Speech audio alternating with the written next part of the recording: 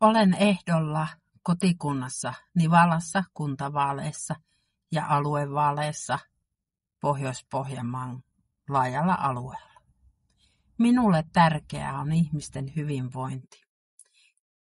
Ihmisille tulee turvata toimivat palvelut joka sektorilla.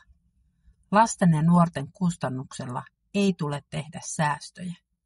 Vanhusten elämä täytyy olla hyvää ja arvokasta, unohtamatta vammaisia ihmisiä.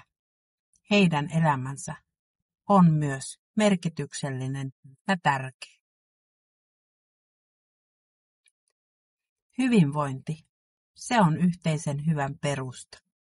Pidetään huolta siitä, että kaikki palvelut toimivat. Omasta puolestani voin luvata sen, että jos äänestät minua, niin annat äänesi kuulua, sillä lupaan viedä perille ne asiat, jotka ovat äänestäjilleni tärkeitä, enkä jätä niitä puolitie.